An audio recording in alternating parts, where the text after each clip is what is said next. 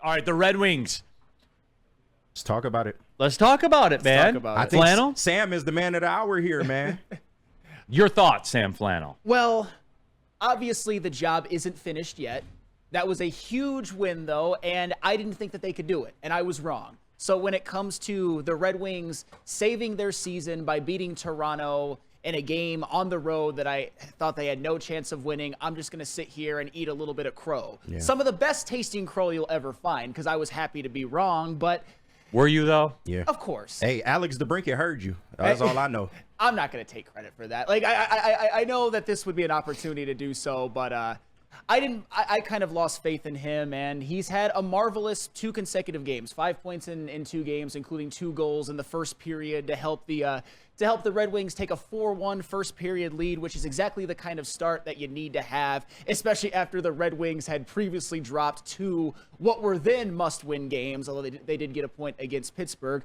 But it wasn't just DeBrincat. We've all known, even during this really, really rough stretch since the last game of February against the Islanders, the Wings have had some games in which they've I would say, stared down the barrel of death and then pulled one out. Like against Columbus, for example. Columbus, they were down with under 30 seconds left, 1 goal in the third period. If they lose that game, it's really, really bad. They get the equalizer in the third period with about 12 seconds left, and then they get the game winner in overtime, Patrick Kane. The game against the Tampa Bay Lightning, after they had went on that brutal road trip, 0-2-2, they get a win over Tampa Bay, and then this win against Toronto was another one in which they staved off elimination, because even after that first period, they gave it right back to Toronto in the second period. It was 4-4. But in that third period, I got to give the Red Wings some credit. They didn't lay down. They didn't die. James Reimer played fantastic. They killed a late penalty, which was absolutely huge after Patrick Kane got called for a high sticking, and then they drew a power play which carried on over into overtime, and pretty much once it was in overtime, they didn't mess around. 4-on-3 is a huge advantage. It was Gottisbehere to Kane, shoots one to the beginning, tap in by Larkin, and that was all she wrote. And by the way, how about that Dylan Larkin celebration? That man, he was hyped. As somebody who's had some celebrations that maybe weren't the coolest things aesthetically, when you really feel it... Hold on. Yes. No more accurate description has ever been made in the history of Woodward sports. Sorry, right. Proceed. No, but as it takes one to know one. And Dylan Larkin, I know that every NHL player and coach is competitive, especially with what Dylan Larkin has dealt with during his time on the Red Wings. I truly believe that nobody wants this more than him. And there was definitely some catharticness to the way he was celebrating. And I was just very, very happy for him. And now the Red Wings, they put themselves in a situation where I wouldn't say they're completely in the driver's seat. Pretty much every single team that's like the Capitals, the Flyers, and the Penguins, they all hold the tiebreaker. But I don't believe Washington is going to go 2-0. I really don't. So I think if the Red Wings can win one and at least get a point in another one, they're in. And another thing, just before I pass it back to you, Neil, it wasn't just DeBrincat. In the first period, you had Perron with a goal, a depth piece. You had Edvinsson with a goal and a 6th celebration, by the way. He's not what I'd call a depth piece, but you don't really count on him for a goal scoring. And then you had Comfer with a couple assists. So that's usually the formula. Weird, huh? Hey, that's usually the formula. When the stars show up and the depth pieces show up and they play just well enough defensively and goaltending-wise, they usually win. Even during this stretch, they usually win those kind of games. So congratulations to the Red Wings. I was definitely wrong. I didn't think they'd be able to beat Toronto, and they proved me wrong. And it was such a huge win. Every game, it seems like, is the biggest win of the Yzerman era, because this is the first real playoff chase in the Yzerman era. So congratulations. Now go do it again tonight. BD3 Thought Criminal says El Mago is back with an exclamation point. That doesn't quite do it for me as much. I mean, I'll read it, but it does. That one doesn't pop me in the same fashion. Nick Lucido, keep El Mago away from LCA and the Red Wings. Well, they'll be busy. They have a game tonight at the same time. So fortunately, he'll be in the vicinity of LCA. But I think the I-75 right there acts as a good buffer to keep any El Mago-ness away from LCA. So, there is that there. Alan W., we need to roll with the same lines from the Maple Leafs game. Well, Alan W., that's kind of what I brought up, where, the whole Larkin, Raymond, DeBrincat line that was a force in the game against Pittsburgh, was in fact a force again in the game against the Maple Leafs. Hey, I'm not going to call him Alex Kubalik, at least for a couple more games. That was a marvelous performance, back on top of the one that he had in the previous technically, game.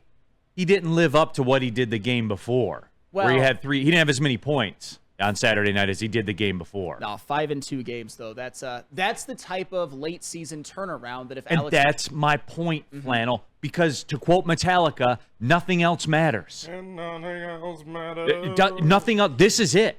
This is the only thing that matters right now going forward. That's all it is.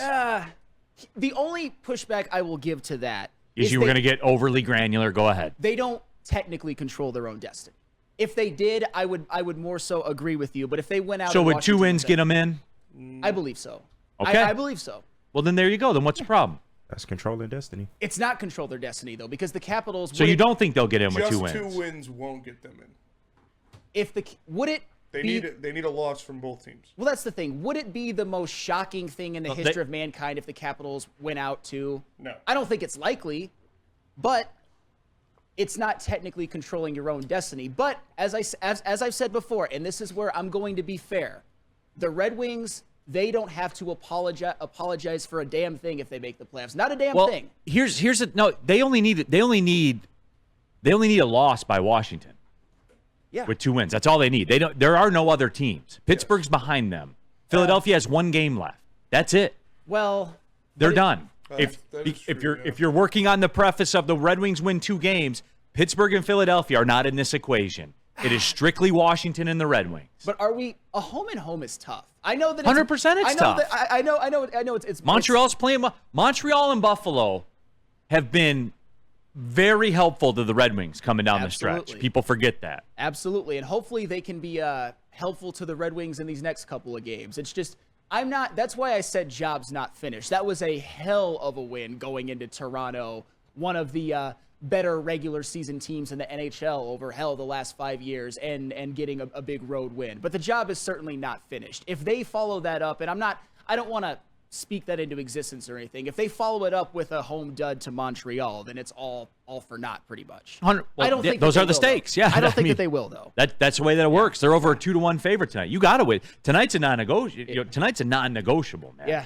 Yeah, non-negotiable. Hopefully, it's not like the Capitals game where they outplay them, but they just run into a hot goaltender. That just can't happen tonight. And if it does, I don't even want to put that energy out there. They're gonna win tonight. They have to.